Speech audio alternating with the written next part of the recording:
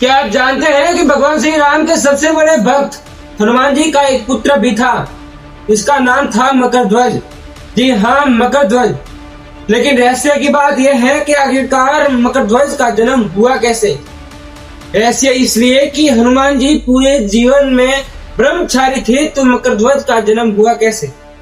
इस कहानी को अंत तक देखिए, क्योंकि अंत में यह कहानी आपके सामने एक प्रश्न छोड़ेगी।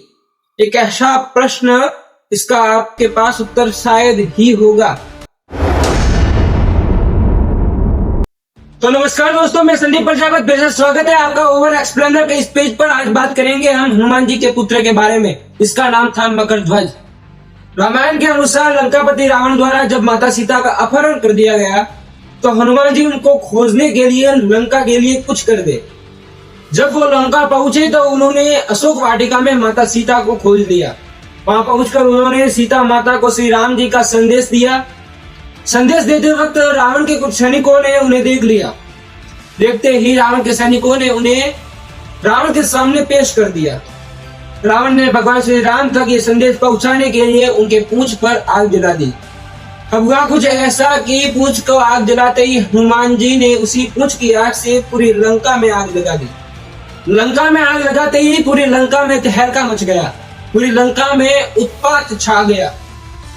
लंका में उत्पात मचाने के बाद जब हनुमान जी पूंछ की आग बुझाने के लिए समुद्र में डूबे, तो उनके शरीर से पसीने की बूंद समुद्र में गिर गई। अब ये समुद्र में पसीने की बूंद गिरनी एक आम घटना लगती है, लेकिन यह घटना कोई आम नहीं थी। इसी घटना से शुरू होती है मकरध्वज की कहानी।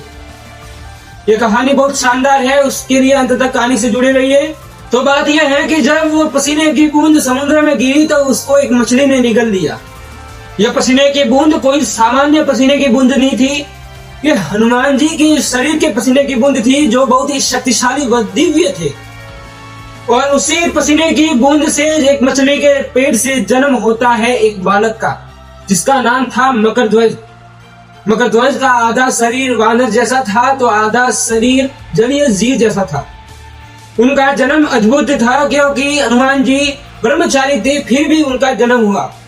इसलिए उनको अद्भुत जन्म वाला पुत्र भी कहा जाता है।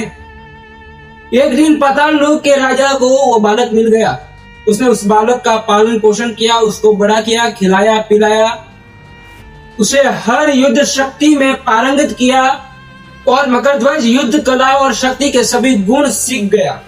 फिर धीरे धीरे मकरध्वज बहुत शक्तिशाली योद्धा बन गया। जब मकरध्वज बड़ा हुआ, तो उसे पाताल लोक का द्वारपाल रखा गया। और द्वारपाल के रूप में शर्त ये थी कि जब तक कोई अनुमति नहीं ले, पाताल लोक की सीमा में वो प्रवेश भी नहीं कर सकता था। वह अपने कर्तव्य के प्रति ईमानदार और निष्ठावान था, और इतना निष्ठावान था कि जिसको हम आगे की कहानी में पूर्ण रूप से जानेंगे। तो जुड़े रहिए अंत तक इस कहानी के साथ, कहीं जाइएगा मत आप। अब कहानी कुछ इस तरह है कि जब राम रावण का युद्ध हो रहा था, तो रावण ने अपने भाई अहिरावण से सहायता मांगी। अहिरावण बहुत ही चालाक, शक्तिशाली व मायावी राक्षस था, जो पाताल लोक का राजा था। अहिरावण ने धोखे से राम और लक्ष्मण का अपहरण कर दिया। जैसे ही यह अपहरण की बात हनुमान जी को पता चली, तो वो तुरंत ही पाताल लोक पहुंच गए। पाताल लोक के द्वार पर पहुंचते ही उनका सामना होता है एक शानदार और शक्तिशाली योद्धा से, और वह योद्धा था मकरध्वज। हनुमान जी बाहर मकरध्वज से युद्ध कर रहे थे, और अंदर आई रावण का मकसद साफ था कि वो राम और लक्ष्मण की बलि देकर अपनी शक्ति को बढ़ाए। लेकिन ऐसा कदापि नहीं हुआ। मकरध्वज द्वारा हनुमान जी को रोका गया और कहा गया कि कोई भी व्यक्ति बिना अनुमति के पाताल लोक में प्रवेश नहीं कर सकता। हनुमान जी ने मकरध्वज को समझाने के बहुत प्रयास किया, लेकिन मकरध्वज नहीं माना। तो अपने कर्तव्य से पीछे तनिक भी नहीं हटा। दोनों के बीच में इतना घमासान युद्ध हुआ कि जिसको देखते ही आंखों से ओझल होने वाला दृश्य लग जाए। अब हनुमान जी उसकी शक्ति देखकर आश्चर्यचकित हो गए। हनुमान जी ने उनसे पूछा कि तुम कौन हो। तो मकरध्वज ने तुरंत उत्तर दिया कि मैं हनुमान पुत्र मकरध्वज हूँ। यह सुनते ही हनुमान जी और भी आश्चर्यचकित हो गए। आश्चर्य इसलिए कि हनुमान जी को पता था कि वो ब्रह्मचारी है, फिर भी वो पुत्र कैसे हुआ। तो मकरध्वज ने उसको ये पूरी कहानी बताई, उसने की बूंद से लेकर मछली के पेड़ तक की। कि उस मछली ने उनके पसीने को निगल लिया, वहीं से मकर ध्वज का जन्म हुआ। इस कहानी को सुनकर भी हनुमान जी बहुत आश्चर्यचकित थे, क्योंकि वो ब्रह्मचारी थे, लेकिन पूरी सच्चाई जानने के बाद वो उसे अपना पुत्र स्वीकार कर लेते हैं। लेकिन फिर भी मकर ध्वज हनुमान जी को अंदर प्रवेश करने नहीं देते, क्योंकि वो अपने कर्तव्य के प्रति ईमानदार और पूर्ण रूप से निष्ठावान थे, और यह कर्तव्य उनके धर्म के प्रति समर्पण को दर्शाता है।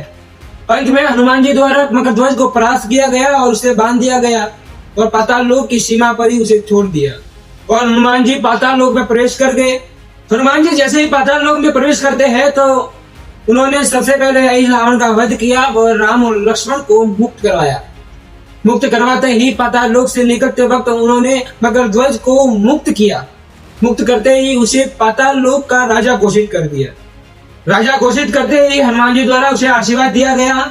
इस तरह मकर ध्वज को उसका अधिकार और शक्ति, साम्राज्य सब मिल गया। मकर ध्वज की कहानी से हमें सीख मिलती है कि कर्तव्य सबसे बड़ा होता है। हमेशा धर्म और सच्चाई की जीत होती है, और हर घटना के पीछे कोई ना कोई रहस्य छिपा हुआ होता है। जैसे कि अहिर रावण द्वारा जब राम और लक्ष्मण का अपहरण किया ही नहीं जाता, तो शायद ही हनुमान जी और मकर ध्वज का कभी मिलन ही हो पाता। मकर ध्वज की कहानी हमें बताती है कि सच्चा योद्धा वही होता है जो अपने कर्म से कभी पीछे नहीं हटे। अपने कर्म और कर्तव्य के प्रति जो व्यक्ति सदा निष्ठावान रहता है, वही सच्चा योद्धा कहलाता है। फिर समक्ष जाए कोई अपना ही क्यों ना खड़ा हो। तो ये थी मकर ध्वज की कहानी। यदि आपको ये कहानी अच्छी लगी है तो वीडियो को लाइक कीजिए, शेयर कीजिए और सब्सक्राइब कीजिए। और मिलते हैं आप सबसे अगली वीडियो में। तब तक जय हिंद, जय भारत।